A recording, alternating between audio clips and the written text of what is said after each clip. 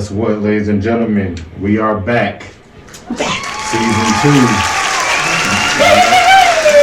know what it is. It's the Grind Podcast. Without further ado, you know what it is. If you don't know, now you know. I am your host, T-Tank.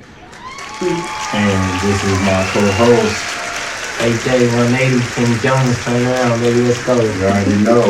And you know what we doing? We doing something a little different. We got new things coming for y'all. And how we gonna kick this off is with a special guest. We go and let her introduce herself. Go ahead. Ladies and gentlemen, you are now listening to the smooth sounds of Jasmine Jackson. That's who I am, that's who I be. I'm on the mic with the homie Get the bars off, baby! What's up, y'all? I'm Jazzy J. Season 2, baby. Season 2. We popped some champagne for y'all. Jackson. Let's make a toast to this season 2 real quick. Congrats, guys. Yeah. Season 2, listen. It's gonna be a good season. Hope y'all ready. Yes, sir. So, Jasmine, for our audience, Smack it all in the mic. Smack. Go ahead, Tyler. What was he saying? For our viewers, who is Jasmine? This is a give an introduction about yourself, who you are, what you do, etc. Ooh, who am I? I am, you know what? I'm a solid, loyal friend, individual, whatever you want to call it. I'm there in time of need. That's and we've been rocking with each other since college. Met you guys freshman year, right off the Cal State Dino, straight up the San B. Shout out to Cal State, San Bernardino. Yes, we've all come a long, long way from when I was 17 when I started college. So yeah, me too. I was super, super young. And so to see us grow into who we are, I'm 31 now. That should give you some range on what our friendship has looked like and how we are sitting here again. I love that. That's crazy. And I think the first time, oh man, I was thinking about the first time I met you guys. You're gonna have to tell me when you met me. We came in the same class. Yeah, because I met you. Yeah. What was it? Is it called the SOAR program? What was that thing that we spent the night? I met Zion in the SOAR program. In the SOAR program, yeah, we got to spend a night before college actually started. One day. They had that when you stay in the dorms. Oh, it got wow. It got nasty. Niggas ain't never been out their mama's house. They was like, oh. Did y'all ever take that trip over to that little brush area where it's supposed to be haunted and stuff? Oh my goodness. Maybe during what's that? It's like orientation. Yeah. Maybe during Welcome Week when they had that thing by the rec center. Yeah. You know that shit. All the events. Oh, you talking about the rec center sports stuff? Yeah, the event where I forgot what it's called. Late night rec sports. Yeah. That's where that shit was. I like that. Yeah, I think that might have been the first time. No, I think I might have just known her through Zion. No, because I don't know. Okay, so you different year though. You were a year older than me. Right. So AJ's a year older than us. Yeah. Okay, go ahead. I'm his year too. I just started college late. So absolutely. Well, no, you said age. We're talking about whatever. Yeah, there you go. So you're the same age as AJ. I am 31, 32, 33, boys? I'm 32. I'm 33. My birthday was just in February. Hey. Okay, so just a little bit older than me. And I met AJ in the student union. He was passing out flyers to the jump off. Oh, you were sitting there, wasn't you? He had his letters on. I was trying to think, where did I meet Jazz at? I was in the student union. You was trying to recruit these young freshmen out there. And you know what? He's been the same AJ through and through. I think we've all pretty much grown, but we stayed the same who we are as people. Our character hasn't changed. His voice hasn't changed. Hey, I'm AJ. But hold on. Let's be real. Hold on. Because I can talk this. Yeah. Our freshman year, the upperclassmen was creeps. I don't care what nobody said. Straight up. I did a whole spoken word poetry. Bad. Next thing you know, he's in the Me Too movement. I'm like, told you that nigga wasn't that. No, I'm kidding. I'll beat that name out when I edit this. Oh yeah. It's okay. Dropping bombs. Yeah. That's a whole podcast in itself. That's a whole. But what I'm saying is, I seen through my dorm many upperclassmen late night creeping to all these dorms. The youngsters too, man. Everybody. That's how I went down. You get the phone call, like, hey, come over. Like, all right. You know what's funny? The fact that we used to have key cards to open, but niggas would just prop open the door. Or there was one, I want to call it a barracks room, military, but that dorm room where you could just pull the handle really hard and you in there. Was it Joshua or Tokay? It's like you just snatch the door open. Like, I think it was Tokay. Big Bad Wolf could come in. The homie might have been plugged in, and then the homie like, hey, bro, open the door for me. And y'all both. Let's talk about. We should talk about fake girlfriends. Freshman year was full of fake girlfriends. Y'all fake as fuck. Fake girlfriends, fake boyfriends. We was on some bullshit. That's what they were doing. They was fucking. Okay, let's talk about it. What is fake boyfriend and girlfriend? You keeping up appearances so you can bust it open. That's all that is. You don't really give a fuck. So you using a nigga for their meal card, nigga. You trying to get that Domino's pizza, that Taco Bell. So in public, so you don't hold hands through the student union or nothing like that, right? You extra goofy as fuck. I'm talking about them library hoes.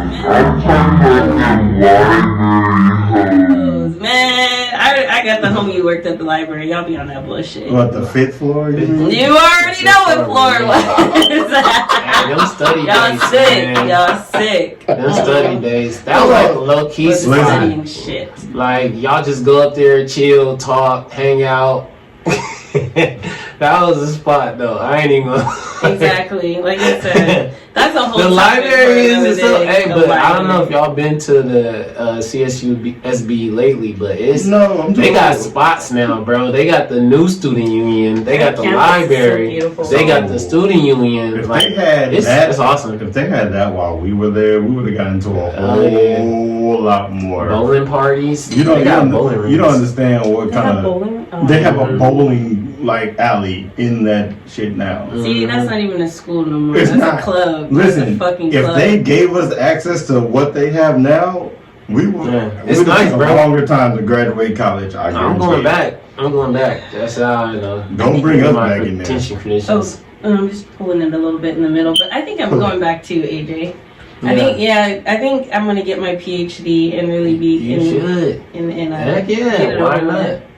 Why not? I see education as a not just a stepping stone, but like just continuing to learn and grow. Like I get so being in a bored scholastic environment does refocus the mind. It does a lot. That's why I like to read books. Let me ask y'all a question. Let me ask y'all. Just so y'all know, this is the Grind Podcast Season 2. Let me ask y'all a question. Stop it. Go ahead, Tyler. I'm gonna edit this shit out anyway. So you will be editing. Don't make my life harder by saying shit. Actually, I want to edit too. This Season 2, guys, we got a lot of new stuff coming for you guys. So just be ready for it. A lot of new stuff. Okay, let me get back to the question I want to ask. I want to ask you guys a question. What makes y'all want to go back to school? Like, what is the goal for you guys of going back to school? You want to answer first, Jess, or you want me to answer? I think you might have a little more substance than my answer, so go. Mine's is pretty simple. I always wanted to get my master's degree. I always wanted to get my JD, which is a law degree, but I never was able to get in. Like, I'll start studying, and I will take classes. I even took the class to get my JD and take the LSAT. Never ended up kicking the test. Well, I took the test a couple times, just didn't do well. But I've always had a fondness of education. Like, I enjoy learning new stuff. I enjoy reading. I enjoy just learning and feeding my brain. Because I get stupid bored with society and all this shit. And I be like, shit, somebody tell me some new shit. Yeah. So not only that, but also my career path. I eventually want to become a college professor. So right now I'm teaching at AB. I'm a substitute. I want to get my teaching credentials to become a full-time teacher. So that's the main reason why I'm trying to get back into Cal State or get back into school, period, is just so I can, get my teaching credential and elevate more and help kids. Because when you're a sub, man, they got you in there for like a week, 2 weeks. I've been blessed enough to be in there for like half the year, almost a full year. But when you're a full teacher, those are your kids. Those are your classrooms. So you like the mentorship aspect of it? Yeah, okay. You're really like big bro. Like for me, like for the old guys, like I work with old guys too. They're like, nigga, they be hot. The kids be hot. Oh, sure. The kids be hot. But me, they look at me as like, big bros. So I be like, let me give y'all some game. Let me help y'all out. I feel like y'all want an A, y'all ain't just about to get an A, bro. Like y'all work for it. Y'all gotta work for this shit. Yeah. So I enjoy teaching. It's very rewarding. Gotcha. And that's probably my reason for trying to go back and just get better, man. Shit. What else we gonna do? No, I do. What about you, Jess? So I'm going back to school. I already have 3 degrees, and I know. Hold on. I'm not even trying to brag. Wait a minute. We ain't letting this go by. You got 3 degrees. I have 3 degrees. Name? It's been Black women empowerment these days. Can y'all hear this, Black woman? Name them. Just name the 3. So I have it. I started college with. Camilla ain't got nothing on that. Wait, Camille got 3 degrees too. I'm proud of all. I just make my job harder. Go ahead. Yeah. So I have an AA when I started college. Okay. I think it's in liberal arts, science, and something else. It was liberal. Awesome. Yeah, it was a liberal arts and science. Then I have a bachelor's in biology pre-med. And I have a nursing degree, actually. I have a master's in nursing. Yeah, and I don't work in the hospital, and I worked in hospice, convalescent, like LVN, so I'll do home care mostly, and that's how I actually got into massage therapy, which I don't know if people call it a degree, but I'm licensed, and I'm also a health educator, so I have a certificate or license or whatever you want to call it with that, but because of my college background, that's how it came about. Cool. But yeah, so nursing got me into massage therapy. Opens doors, right? Absolutely. And so then I'm going back. I used to be able, in California, I'm not sure with other states, you could just use your master's to get into physical therapy, but now they require it as a doctorate. Same thing with chiropractors. It wasn't a doctorate study at first, but now they're recognizing it. So that's what I like. I like the holistic care and the side of things. No tea, no shade. To those who are in healthcare, it's a thankless job. It's a hard job. Definitely somebody's got to do it, but it didn't fit with my morals at the time. And so I got out of it. What do you mean by that? It didn't fit with your morals? So I got into healthcare to help people, and when I get in there, I figure that there's more politics involved and pharmaceuticals involved than the actual aspect of helping people, and to help people understand. I got a degree or licensing in health education because people don't understand what's going on with their body. They don't understand why they're on medications. The doctor said some fancy words and then sent you home with some pills, and they've been on them for years. And one of the things that I did when I was nursing is I used to tell Black people, or just clients in general, to stop taking their blood pressure medication. And it's it's a huge staple in the Black community, probably as well as in Hispanic culture. They'll put you on high blood pressure medication, and I asked my client, I said, you've been on this for 10 years. Is your blood pressure down? She said no. And then she stopped taking it for about a week, 2 weeks, and her blood pressure was fine. Went down. That's crazy. And I said, so it's meant to spike you up, so then you come back in, you get treated, the prescription's high. These pills don't cost that much, but it does when they're billing insurance. And so, again, to tie back on why I'm going to school for holistic care and to get physical therapy, I can bill the insurance for that. It's really hard to bill massage therapy. Okay. Well, she basically said it, the holistic aspect and the politics involved in it. So the politics is basically the pharmaceutical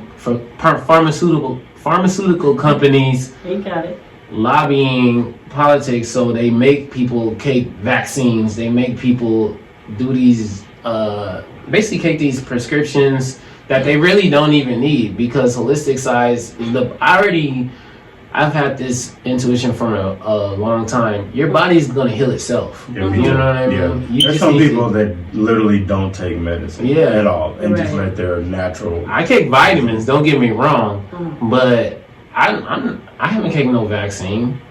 You know what I mean? Like, and I'll clarify just so everybody gets a little bit sensitive when we're talking about vaccines or medicine. Oh yeah, everybody's body is different. In my care, I like individual care because of that reason. When you're a nurse, you're on the floor.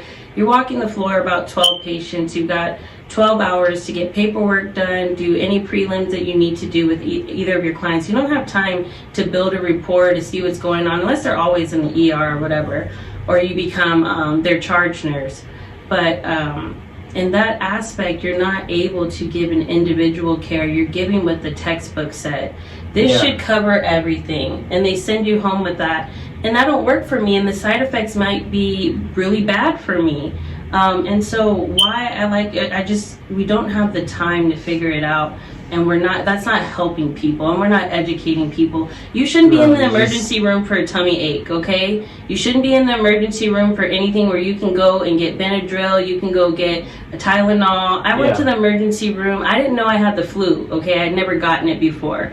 I was dying. I'm dying. Okay, I'm talking about. I'm in there 8 hours. I'm like, like the body chills, all that. I figure I'm as close to death as I'm about to get. These Negroes come out of there after I'm waiting for hours. They're like, oh, you have the flu. There's nothing you can do. Go home. Here's some Tylenol. And they billed me at the time $600. This was in college. I think this was like sophomore or junior year. My parents were out of town, and I'm like, dude, that was like, I'm going to the emergency room. And I never went back to the emergency room after that. And then when I started working the ER, I'm like, yo, don't waste your time and money in here. Emergency room. And also, it's not an emergency. If you don't have an open wound, if you're not shot. Like, I had to go get stitches in my leg last year. And I was waiting in the emergency room, blood leaking and running down my leg. My shoe was full of blood. And the lady that went before me was with her son on his little switcher. There's nothing wrong with this kid. He had a rash. Yeah. And she spent my time that I could have been and I had to get stitched up in the hallway on a stretcher because she came to the emergency room to get Benadryl. Yeah. Like, if you didn't try everything before you got to the emergency room, it's not an emergency, bro. Like, what are you doing in here? That is fast. So, I mean, That's crazy, man. I can see, like, a lot of, like, I don't know if you can call it, like, injustices or just a lot of fuck shit happens in the hospital. Yeah, it's definitely called capitalism. We live in a country where we're capitalistic. And they don't. And they're not necessarily trying to help people. No. They're more just trying to make money. Right. If it makes money for them, it makes sense. Yeah. I have to get you dependent on healthcare. Like, that's the goal. And so everybody out there definitely, you know, I would say just, I go all the way to the basics. Just exercise, drink water, rest. Stop stressing. Stress manifests as illness in the body. It's not an easy thing to do, though. Like, it's not. You know what? More mental than anything. Yeah, you got to train your mind to disconnect. A lot of, you know what? I'm gonna keep it a buck. I haven't been on social media in a while. And it's because my mental can't handle it. It's not that I can't handle it. I don't want to handle it right now. I don't want the extra stress. That is a perfect segue into what I want to talk about, Jazz. Okay. Pour some more champagne. Pour me up, sir. Talk about a good friend versus being a therapist. That's a good segue. That's a good segue. Because it's like, where do we draw the line? At being a good friend, a shoulder to lean on. Does a good friend help you with medical stuff? A leaning ear to bearing the weight of issues on the outside of the scopes of practice. Some people want solutions. Others just want, to vent and shit. So, like, where's the line drawn between a good friend and being a therapist? That one's mine. Oh, that's Tyler's actually. That one's mine. I just feel like, for me, it's like, if I come to you, this is what I hate the most. And I want to say, like, thank God for friends and family in my life who actually have an ear and want to listen to me when I'm going through stuff. I am definitely grateful for the people in my life, the lady too, and all that, to where they just want to listen. Sometimes for me, I just want to be able to get my stuff off, like for work. Like, most of the time, I don't need advice on how to deal with my work, like, because I've been there for like 4 years. Sometimes I just need to vent to get it off, so I won't do nothing crazy while I'm at work. Like, I won't do like go off on work, pick a fight, or get fired. Like, sometimes I just need to get it all out. You need an ear to listen. You need an ear to listen. I don't need a therapy session on how to deal with it. That's just an example. Like, I know how to deal with it, but is it somebody's fault for it, or is somebody wrong for trying to give you some advice after they listen to your shit? But I think you have to. It's one of them things where you got to read the room. Like, you gotta. Sometimes people who truly don't need a therapist. Sometimes they just need someone to just listen. Someone to talk to. And that's what I try to pride myself on sometimes, just listening first. Like, if you have to literally ask my advice for me to give it. But I'm not just gonna give it off top and assume that you're coming to me for advice. Sometimes some people just want you to listen with your ears and not your mouth. That's a difficult one, because usually I'll say talk to your girl, nigga. Right. But sometimes your girl don't even want to hear that. But so what do y'all think? I'm going to play devil's advocate a little bit because I love this question, and it's one that hits personal for me. A lot of people do want to vent, but if you're venting about the same thing over and over 7 days a week, every day, and you expect me to be that listening ear for your same problem every single day of the week and not give advice. So if you call me every day on your way to work, and I fucking hate this job, and I have to hear this 7 days a week, you know what I'm gonna say? Nigga, quit your job, because I'm tired of hearing you talk about this bitch ass job that you don't like. Get rid of it then. That would be the simple solution. And another thing about why I say that and where we draw the line with that is because now you're dragging my energy down. Even if I want to be a good friend and listen to you, it affects what I'm going through too. What if I'm having a hard day and then now we both just riled up and mad? You know what? Fuck my job too. And so it's not conducive or productive to the mental status of either I'm a problem solver type friend. So it really, really, like, I can listen to an extent, but my mind has already formulated a solution. I'm like, okay, the wheels are turning. Okay, I'm like, bro, I would be doing this. So for people who like to throw pity parties is what I would say. There's nothing, I'm not trying to be rude about it, but that if you're doing it every day, I can see you want to get your shit off. I'm in traffic. Here's a great example. I have a neck pillow in my car because I'm a rageaholic. You're always, if you call me while I'm in the car, you're going to hear me while out about traffic. So don't call me while I'm in the car. Like, don't be like, okay, I'll call you back. Because, because I'm going crazy. I'm going crazy. Out there trying to date. Yes.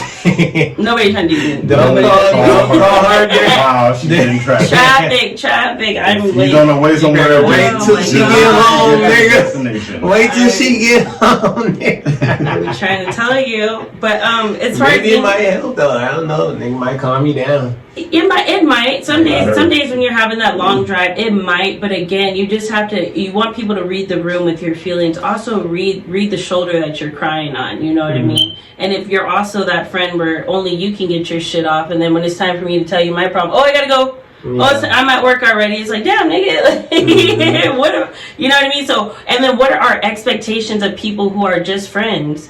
Yeah. You got to see, okay, you're expecting way too much of me as a person. And you know what I mean? Even if you're with your partner, I can't fulfill all that. You're going to have to learn some coping mechanisms about this thing called life. And you know what I mean? It's always cool to get your shit off, but, you know. I feel like everybody needs somebody to talk to.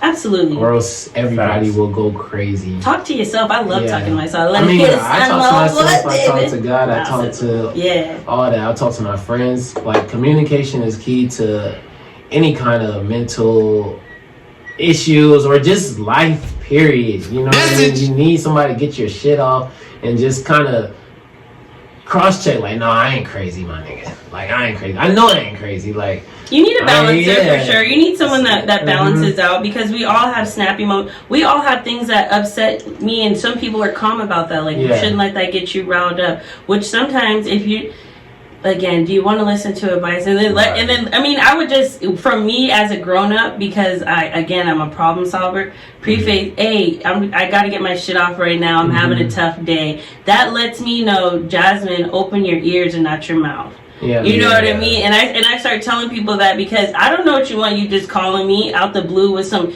and then I'm like, oh, I'm panicking with you, like, oh, what we finna do? And you're like, no, bitch, just listen.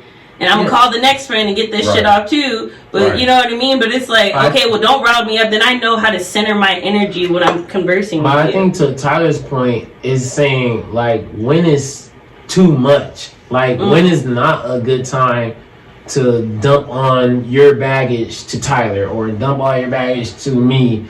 Like, is there a right place or a right time when you should, like, or should you ask, like, hey, bro, I need to talk to you about some shit. Like, hey, homegirl, I need to talk to you about some shit. Like, can I talk to you? Or should you just start spilling it out? Like, you know what I mean? Because some people just go right away. They be like, nigga, you know what? Nigga. My whole thing is, if you do that, though, like, I just would,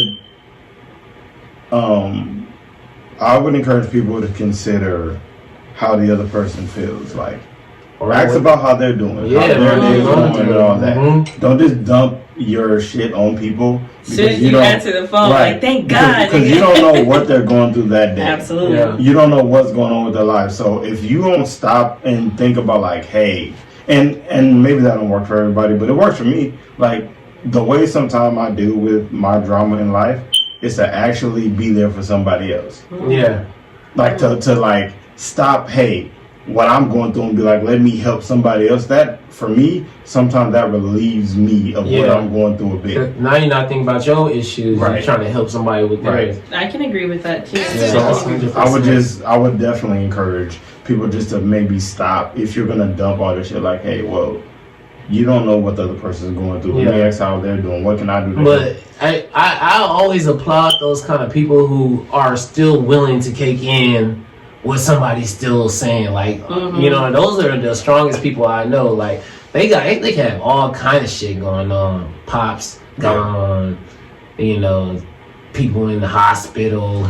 You know, it's all this shit like, going on. I was done after but Pop they still, they still willing to listen to your stuff and you know, try to help you out with something. Like, but those people, I'm one of those people, and I'll let you know right now. Those strong people, sometimes I build a bitterness towards people who dump their shit on me because they're like, oh, Jazz can handle it, or like, you're good.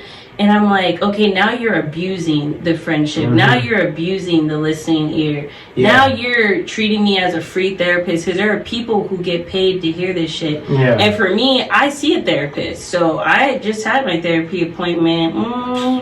What was it? I think it was Monday afternoon. So, and I'll have another one in a few weeks. But everybody, again, coping mechanisms. As an adult, when you're friends and you're in the thick of shit and you have a leaning ear, that's a cool time when it's like, yeah, we both trying to get it. And, you know, but when we're getting established into our adult lives, there's a lot of pressure that comes with being an adult. I got to pay my own bills. I got to pay my gas. I got to commute to work. I got to get your own problems. Yeah, I got my own problems. And then to also absorb another grown person's problems, because grown-up problems be no fucking joke. Like, nigga, I'm broke. My car busted. Like, you know what I mean? Mama tripping. Yeah, just, you know, just real stuff like that. Real heavy stuff. And as I'm getting older and what I do for a living, taking on somebody's energy is real, and you have to set limitations, because it limits me. If I take on all your stuff, it limits me on how I get to compartmentalize my emotions, how I get to go about my day with something, because I've already taken on a load. Now I got to shift through that, shake it off, or whatever. Or you could just be a person that said, well, that's just boundaries. Like, you gotta know your boundaries. Like, I feel like that's like the number one key to a lot of the bullshit that we deal with, because nobody wants to set their boundaries. Like, bro, I can't hear your shit right now, bro. Like, you think friends violate boundaries though, but then just expect like, nigga, you're my friend, I get to violate, like, you know what I mean? Like, what's your boundary today? But nobody knows your boundaries unless you express them. That's true. And people just don't want to talk. And that's true. All part of healthy communication. And we don't have healthy communication in our culture. Our culture is like, nigga, fuck you, or nigga, are you a bitch? You know, okay, like, so that's what you deem is it all depends on what you deem as healthy communication. I think one of those things, like we were talking about, is boundaries. Yeah. Having healthy boundaries with friends, family, girlfriends, boyfriends, husbands, wives. Yeah. What things to say, what things not to say, how much to talk. Making it okay to disagree. Like, Yeah, you can agree for to sure. disagree and move on. What are how can I phrase this? I guess. Ooh, that's champagne hidden. I like to propose a toast. It's You don't champagne, know. y'all. Hey, It's champagne. We gentlemen. got champagne, y'all. This the Everybody. Propose Propose a toast. Come on, disrespect them own son. But what are the things that you have to work on to have healthy communication? I feel like that was a good segue because I definitely believe boundaries is one of them. I would say. What are some of the things that you've experienced in your life that deems like healthier communication? Not taking things so personal. A lot of times people feel like when somebody's telling you something, they're taking it as an attack on you. Like, oh, you didn't do this, or this is affecting me. Like, I would say one of the big things in my life that's helped me is like, nigga, everything ain't about you. You know what I mean? So take yourself out of it and put yourself in the other person's shoes. What are they going through? What are they experiencing that's making them feel a certain type of way? It may not be something you did. It may be something someone else did. So just trying to not take things personal, which is hard because a lot of people think the whole world revolves around them. Facts. And that goes with ego. But just being able to put yourself in the other person's shoes, I think will help a lot of people in communicating.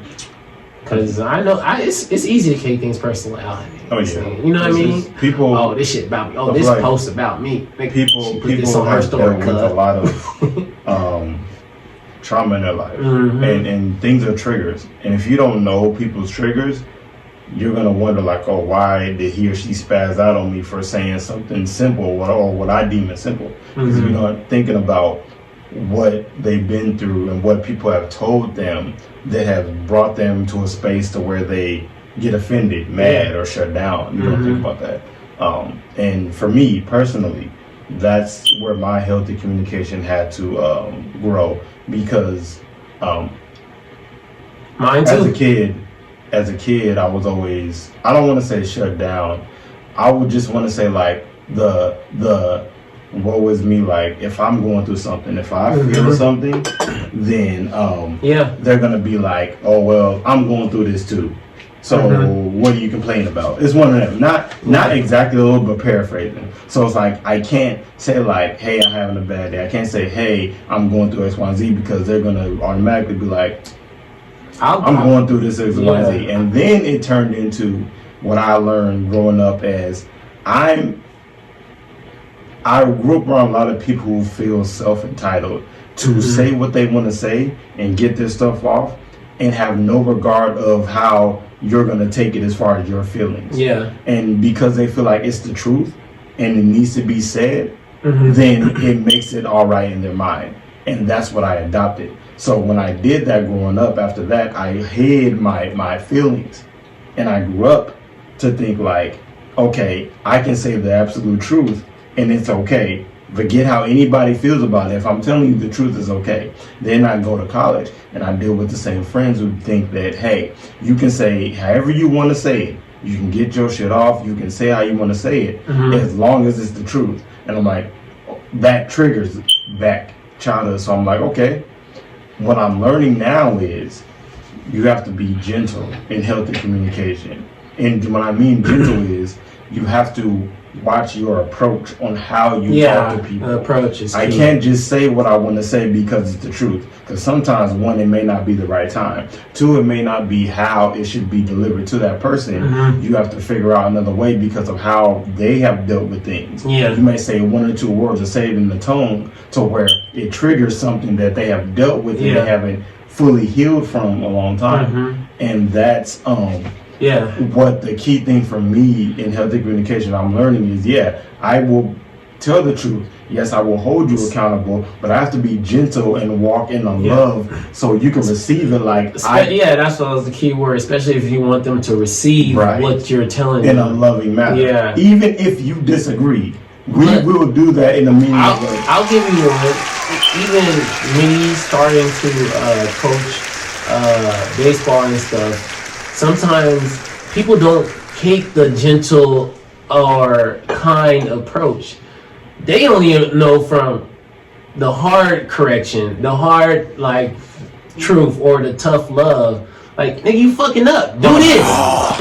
You know what I mean? Damn, Mike. But you have to be gentle in what you're saying. I can't just say what I want to say, how I want to say it, because it reflects on how you feel and what you're going through, and I have to be conscious of that.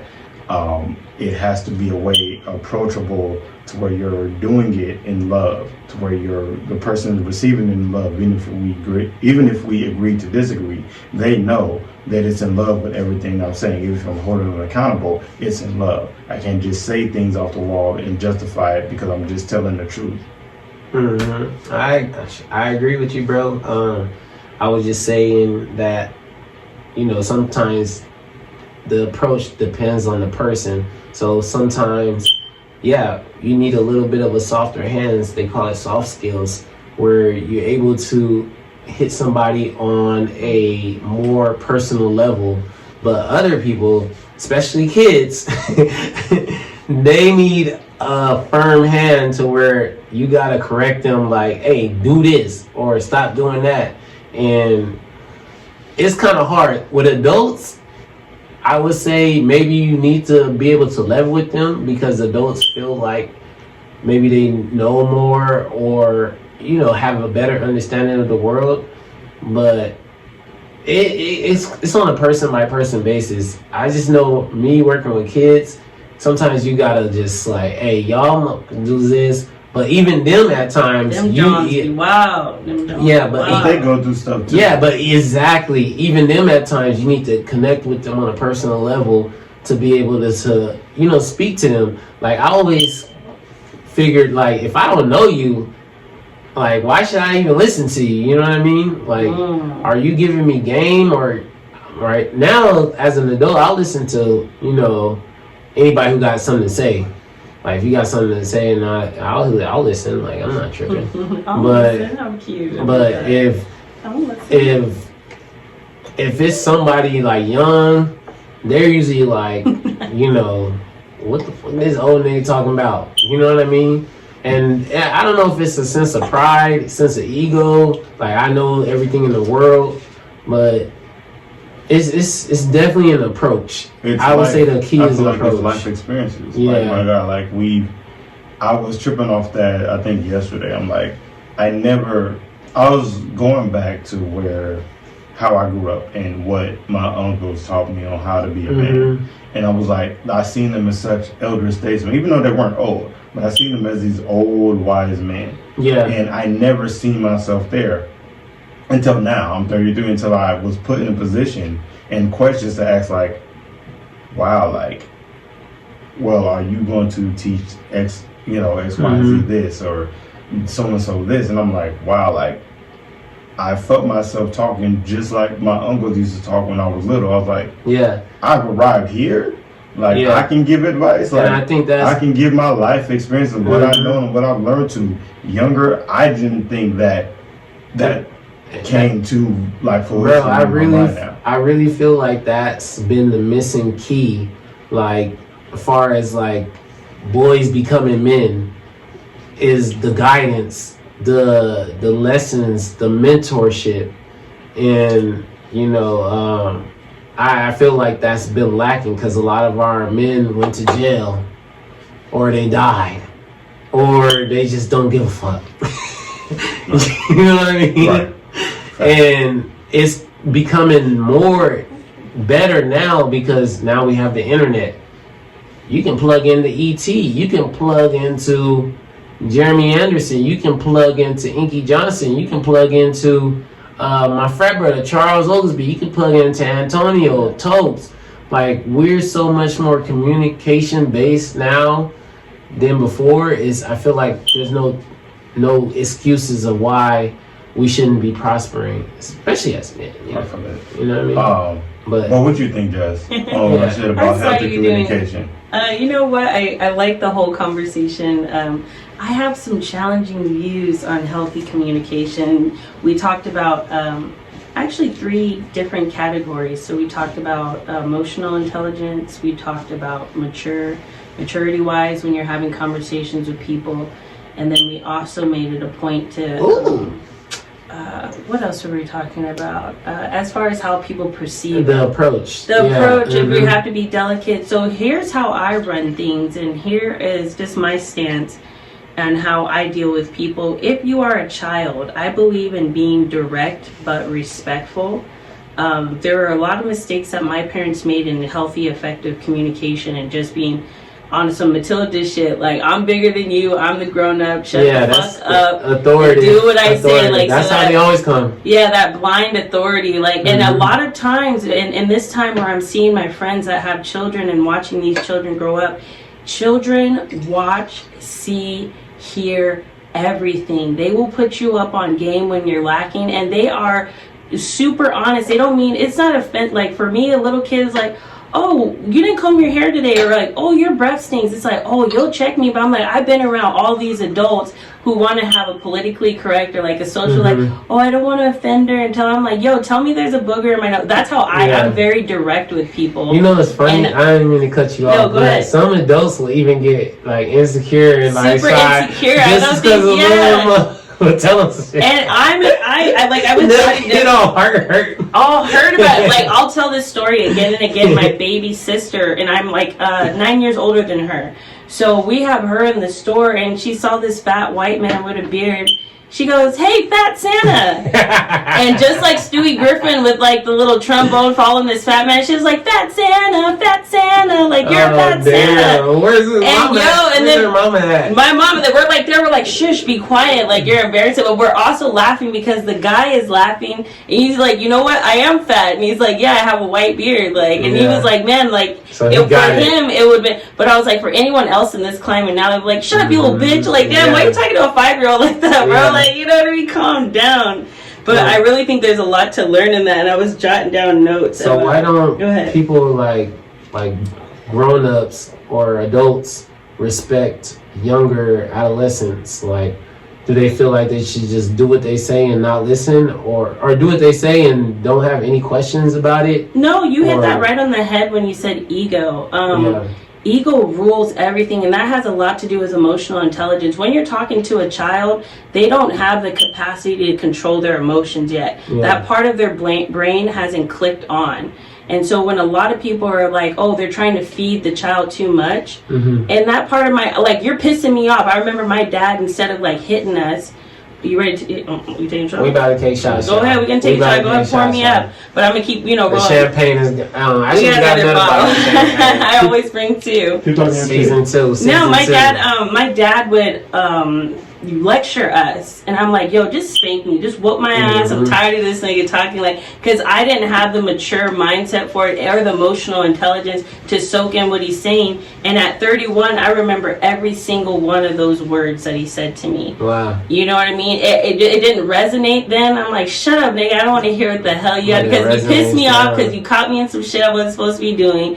Now you're lecturing, like, it's more so you pissed me off. I don't want to hear what the fuck you have to say. And as an adult now, I'm like, he was giving me so much knowledge on how to handle myself, and there are ways that I handle myself now where that little head in the back of my lips, like, I start hearing my father's words like this, and conduct yourself like this, Jasmine. I got lessons that my pops taught me that he didn't teach me that much, but I got just those things that stick with you as a child. And so when you get to an adulthood, here's why I don't believe in catering to adults' egos and to babysitting. And Tyler said, we have to be careful of our delivery and careful of this. The world is not a careful place, okay? Yeah. If you are not equipped to handle it, then you make sure that you build your life so that you can be a hermit. They build your life to avoid your triggers since you don't want to deal with them. Yeah. If you know what your triggers are and you have the expectation of others to find that out, and you get to explode or get to pop off at your trigger without, you didn't communicate your style to me. I don't know everybody's trauma. So when I walk in the room, I'm supposed to be responsible for your emotions and your trauma. I don't play like that. Yeah, you can pull me to the side and be like afterwards, you know. But if you just fly off the handle and see, you're not emotionally intelligent. You're not. How am I supposed to know? Everybody wants to be a mind reader. There has to be some level of. There's got to be that communication, because nobody's gonna know like what you've gone through. Nobody wants to communicate though. Because they want to clam up. They want you to figure it out. My worst thing, or they don't want the insecurities. They don't want to feel like a little bit like, they know they're scared, but they don't want to admit that they're scared. But if but if they have the courage to even say like, hey, this is making me feel this way, can you not do that? My as simple as that. Yeah, that's that communication. And then some people will be like, well, your shit. Yeah. Some people, I'm probably one of those people like, fuck you, but I heard what you said, you know what I mean? The thing that I was about to get off is because I'm here with two men, and you know, the way that you're saying how men communicate to each other, and I heard this quite a bit, maybe the last couple of years of my life as an adult woman, it's like men need a safe space, and I'm thank you. Yeah, and I do agree. Guys. I do agree, we're safe here. But I think that men should provide that safe space, and here's why. Let me just get this shit off before you, because this is a great topic to get in when we're talking about healthy communication, especially men and women. And I'm listening to you guys, and it's men need a safe space within a man's space. You need to be able to operate on that intelligence level, because women are in a whole another sphere. And what I'm seeing more and more in today's society is men are gravitating towards women's spaces and then getting outraged that we don't know how to cater to your character as a man. So if you're in every red flag that I see in a man, if he hangs out with a bunch of females, that lets me know, and people hate the word female, but everybody can be a woman, right? Okay, so I say female, I'm a biologist, okay? I have a degree in biology. Talk your shit, though. So I'm getting that off, and, you know, see me in the comments, feel me? Yeah. Getting that off, period. So if you're if you're a man and you're hanging out with a bunch of females, that lets me know that you have female tendencies, because you like how I'm a girl. I know how we get down in our circles. So you like the drama, you like the gossip, because we giving it up. We calling about everything. You know, this so that lets me know how you operate. And you could say that you have feminine tendencies, however you want to perceive yourself. And for me, I have a lot of masculine qualities about me. I have a lot of male friends. I'm sitting next to two of the closest I've known for 14 years. That lets me know who I am too, and why I hang out. So I have masculine qualities. So if you're a man around a bunch of females and you just can't relate to men, it lets me know what your qualities are and how to handle you. But then you want to buck up every time and say, I'm a man, I need to say, okay, but you're operating in a female sphere. So where do you guys as men, where are your safe space at? Because you say my bro be like, shut the fuck up, don't nobody want to hear that, tell your girl about that. But we are not equipped to handle men and their emotions. You guys operate on a whole different spectrum. Ty, you want to get this? I feel like it goes to a place where men aren't okay. I can only talk about experience as a black man. So as a black man, we aren't ever taught to be expressive in our emotions. We are supposed to rise above and toughen up and see beyond all what we're going through and how it affects us. We have to put on this poker face because the thing that black men carry, even black women, the black culture. I'm sorry for our other viewers. I'm just speaking from a black person's point of view. But I am saying for this is we have to carry on a bigger responsibility, because we don't do things just for us individually. Mm-hmm. We do things for our people to see, for our people to be an example for our people, for the young ones. We have responsibility to look as an example. So when I say that, I'm saying like we have to be strong, quote unquote, for our nephews and nieces and daughters and sons and all this. So we can't have the time to cry, to feel, to be that, just let it all out so we can have our heals, because we have to.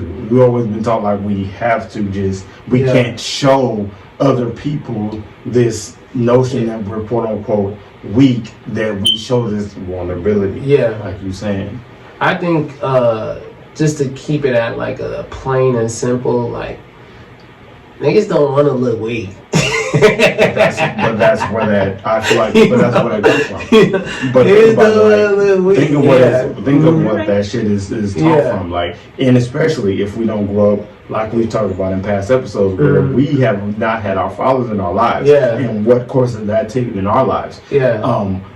What has deemed the world and what has deemed us to as we grew up, as the world has taught us what is weak. What we can do. And that's a good point. What does the world look at as weak? What somebody as expressing my feelings might consider weak, I consider that a strength. Like the fact that I can express myself and still tell you how I feel and still be good, I consider it a strength. But a lot of people might say, bro, what you talking about? Oh, you still upset about that girl? Oh, you still going through that shit? Like, I feel like if you can express yourself and articulate how you feel, I consider it a strength, because that's showing a different type of intelligence, which Josh was talking about, emotional intelligence. The fact that you can understand exactly how you feel, express it to another person, and you know it helps you, or you figure it out and you figure out a solution. But people who can't express themselves, can't figure out, why am I feeling like this? Why am I going through these things? I'm not saying they're weak, but that's like, okay, bro, come on now. Like, you haven't mastered yourself. Yeah, you haven't mastered your game. And that should be anybody else's fault. But this is why that I am an advocate, at least now in the past years, of therapy. Because as much as we've been taught that, and I'm not talking about our past conversation of friend being a therapist, I'm talking about actually getting a professional therapist, going to them and getting your stuff off, vulnerability, no bias thing of you have to worry about a friend or family, girlfriend. As a black man, when you talk about having that space, having that having that space as a black man to get your stuff off to a very licensed professional therapist. So that's where that I feel like that we have now at least turn that curve into having a thought like maybe. So is that the space?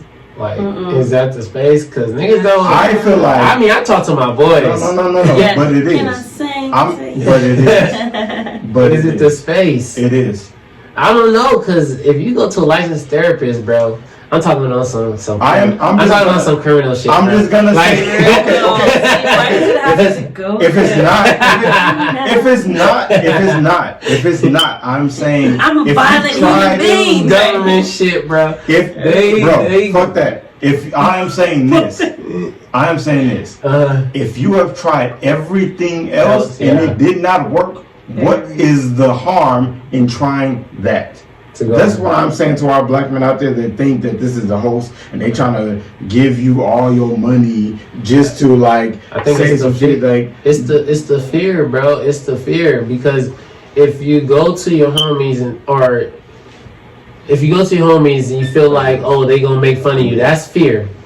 If you go to the government and they feel like, oh, this shit gonna be used to get against me in a court of law, that's fear. So what the hell are you talking about that's finna get you locked up that you can speak on with the homies and not your therapist? Like, it just took a whole curveball, and I'm over here wiggling around in my seat. No, because I raised the question. Yeah, but I wanted to bridge the gap. I think this is very important on why other men can't talk to other men. So you guys brought up fear. You guys brought up a lot of ego things, a lot of emotional intelligence challenges. For that, why? Okay, we're talking, and then you also brought up the world. And my thing is, we have to stay focused on our intimate individual groups, on our community before we face the world, because black people seem to like not be able to get it together. Even with the close homies, why do I have to deal with, if I'm vulnerable, you gonna talk to the other homies behind my back, nigga came over here bitching about so and so. Why isn't there a safe space? And then we complain about a safe space. No other ethnicity fucks with us to allow us that safe space. And then when we come to our community, we're faced with the backlash.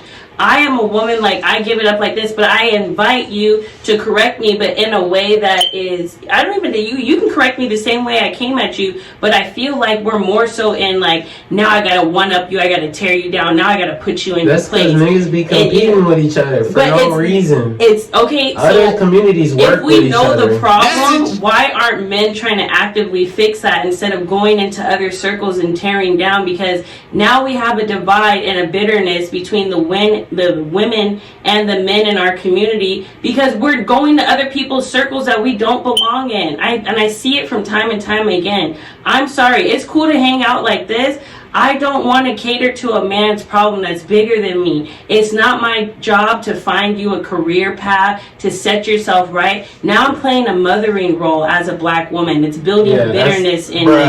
Handle your shit on your own. And then the man is saying, I just needed somebody and did that. I'm not the right person for that. You need to be motivated by other men who can teach you how to be a man. And we have a lot of single mothers, and so it's easier to lean on a woman than it is to lean on a man, but we can't take on that anymore. It is destroying the community when we do that. Yeah, so we need to figure out a way how men can come together and have honest conversations. I think these podcasts have helped a lot, but we got to start talking about real shit. Yeah. And if you're not ready to go through it to a therapist, having an intimate friend group would be the buffer for going to a therapist. And for me, why I'm seeing a therapist is because I have been jaded too many times on being friends therapist, and it ties it all back in to where's the separation between friend and therapist. You're abusing me as a friend, as a person, as a human being with problems, feelings of her own, to take on yours. And then if the group gets bigger and we're in a group chat and we got this and this going on, it just gets convoluted, and I don't think that it is productive. And so we go back to healthy communication.